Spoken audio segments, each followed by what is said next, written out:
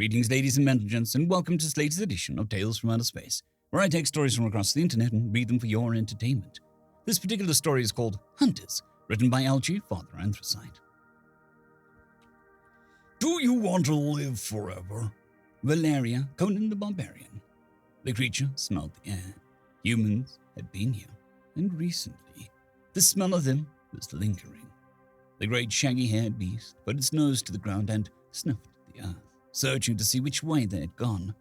Humans were delicious, and the beast never missed a chance to eat them when it could. It picked up the scent and began to follow it through the tightly spaced trees. It kept its nose to the ground, and it had its eyes open, looking for any signs of motion. After following the trail for a while, it came to a small clearing. It followed the scent train to the middle of the clearing. At that point, the trail broke. It seemed like the scent path led to every gap in the trees that surrounded the clearing. The creature looked around confused for a moment. Which way had the humans gone? Just then, a noise issued from the branches above the beast, the call of a bird. After a startled moment, the beast went back to trying to determine where the humans had gone. It had sussed out the strongest of the smells, when suddenly, from above, a great flurry of activity attracted its attention. Taken off guard, the beast turned its head skyward to see what the commotion was. It had just enough time to recognize the human falling down from the tree, and the shape of the spear in the human held in front of it, driving directly at the beast. Then, that same spear made contact with the beast's skull, and with the force imparted by the human in freefall, holding onto the said spear, drove it through the skull, brain, neck, and into the ground beneath the beast. All around the now deceased monsters, humans came shimmering down the tree trunks. Silently, they began to the task of harvesting the beast's corpse for useful items. The skin would be warm clothes. The teeth and claws would be valuable as trade items and parts of weapons. The sinews would make a fine, nearly unbreakable thread. And meat would feed many people, though it was somewhat tough and lacking in flavor. The organs were useful as well. Though the heart was given to the man who had single-handedly killed the beast, he took it wordlessly and helped finish processing the beast. Once they were done, the humans suddenly began the trek back to their village. Marvick has once again proved his courage and strength. Today we eat our fill. Today an enemy of our tribe has fallen.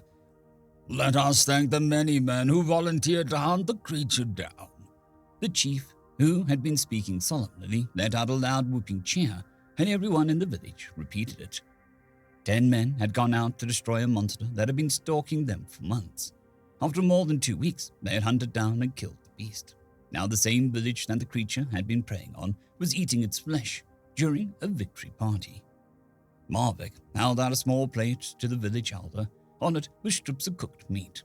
The elder looked at the dish and then looked at Marvick, who nodded and pushed the plate into the elder's hands.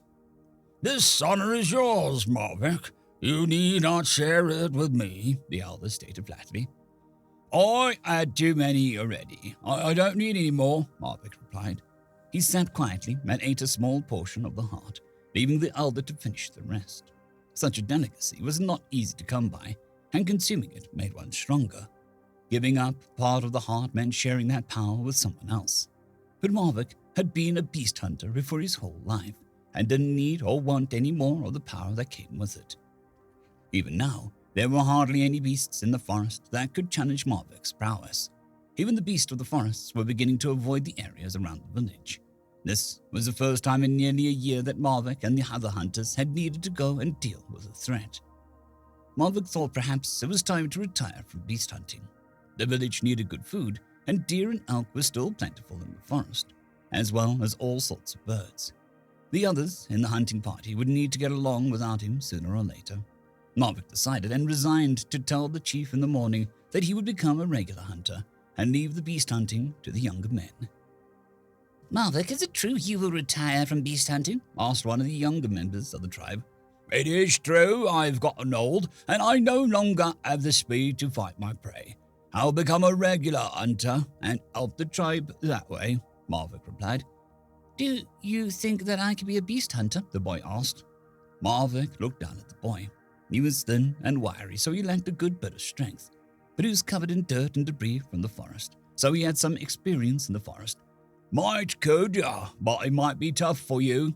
Can you teach me? I'll do whatever you say. The boy asked. Hope lit up his face.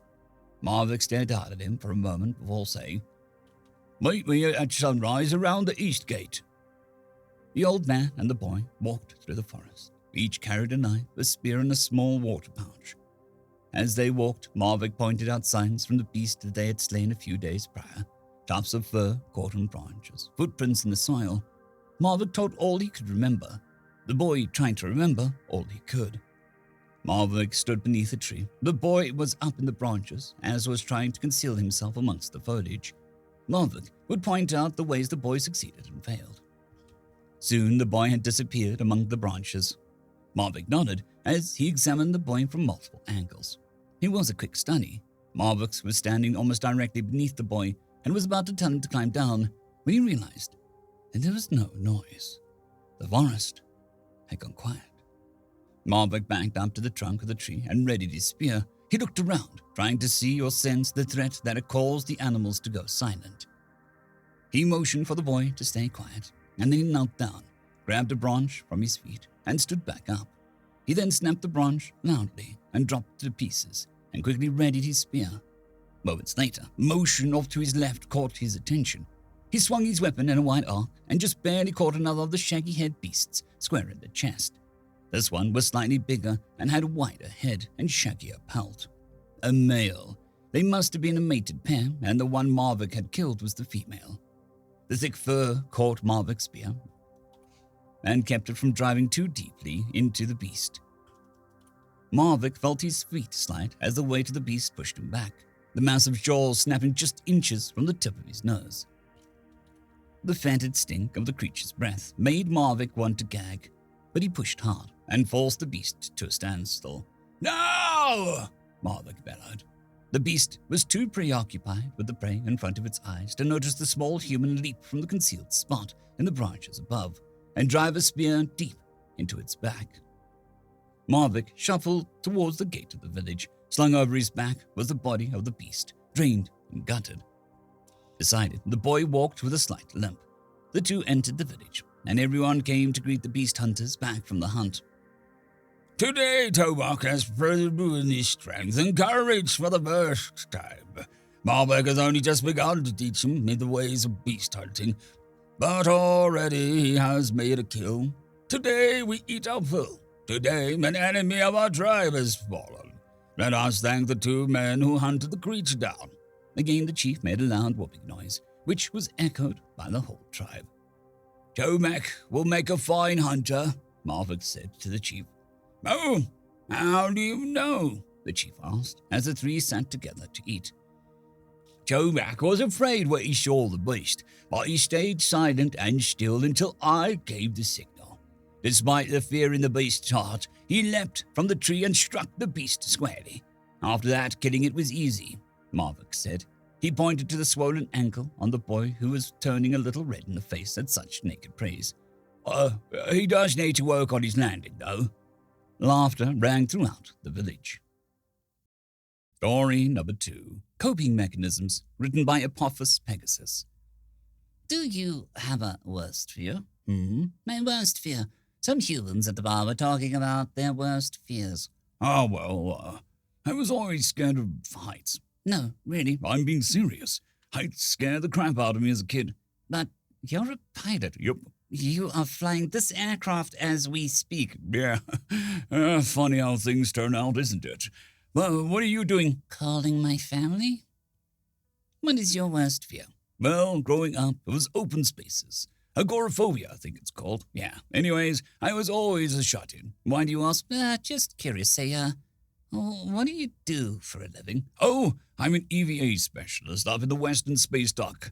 Why do you ask? You're an astronaut. You betcha. What's the matter? You look kind of a...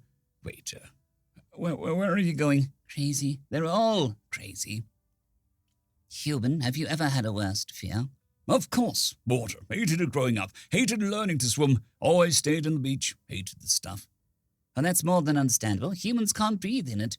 But you probably take steps to avoid it, right? Well, that's a bit hard when you're in the Navy SBS.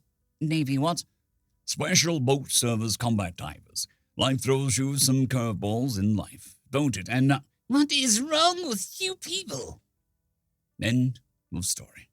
I'd quickly like to thank the T5 peeps. Cold War Boomerwaffen, Severin Cerberus, Bushmaster 177, Henry the Red, Caspar Arnholtz, Cold War Boomerwaffen, Elijah Silvercross, Dragzoon WRE, and Severin Cerberus. Thank you very much.